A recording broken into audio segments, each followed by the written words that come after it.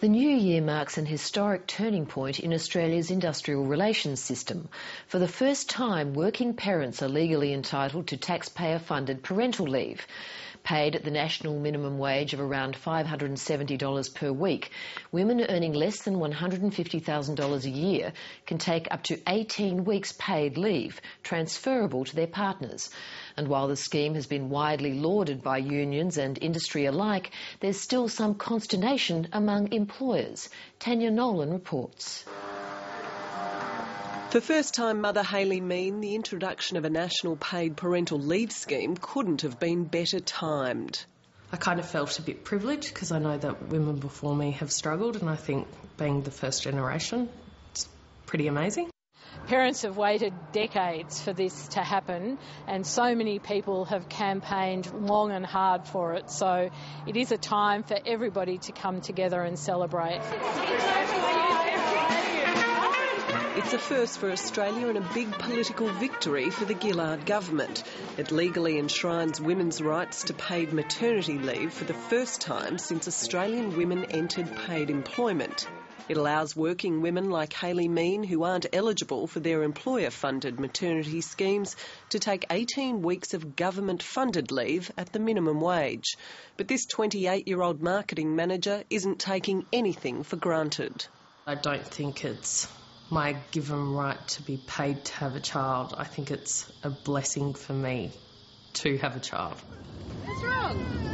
Others see it as a hard-won right. High school teacher and mother of one, Julie Mumford, says paid maternity leave is something many working women like herself have come to expect, thanks to enterprise bargaining in the workplace. So go, horsey, go. I feel like I'm taking time out to have children, but again, you know, my children are going to be contributing to society. I've been contributing to society, paying my taxes and doing all those good things. And so for this to be a bit of a pit stop in between, it enables me to, you know, continue to live the best that we can without struggling too much, and still enabling me to go back to work and feeling comfortable about that. It's really about choice as well. I think that that's really important for women to have.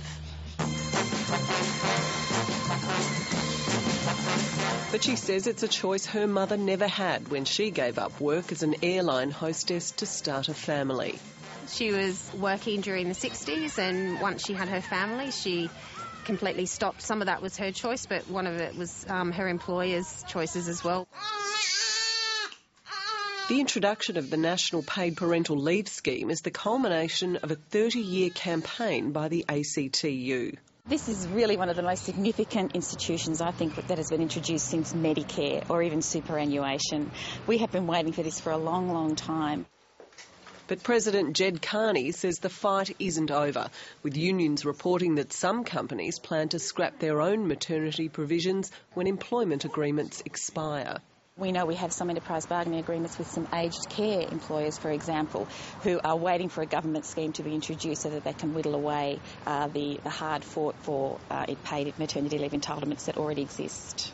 Yeah, I think it will happen. As I say, if I was on a board of directors of a medium-sized firm and we were struggling, and some medium-sized retailers, of course, are struggling at the moment, you'd be looking for ways to save money. And you might look at that and you might say, well, this will save us several $1,000s.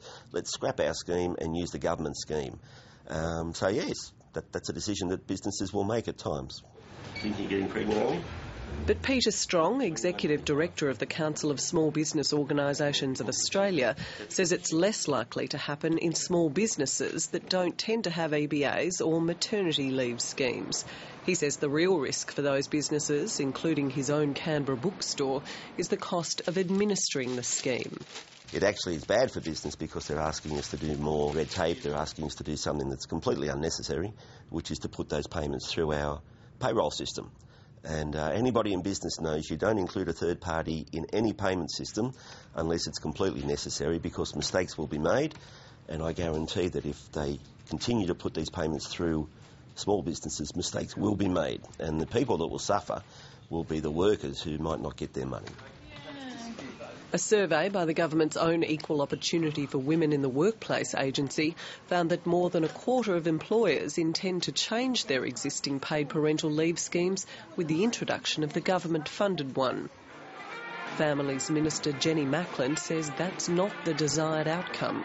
We'll, of course, be monitoring this very, very closely, and I'll be very disappointed if we have employers dropping their own schemes. But I think business recognises today that paid parental leave is good for their business. They'll want to be the employer of choice. This is mainly good for the workers, without a doubt. It doesn't really benefit any business in any particular way. Monetarily, it just helps keep workers in the workforce. Should we go across the bridge?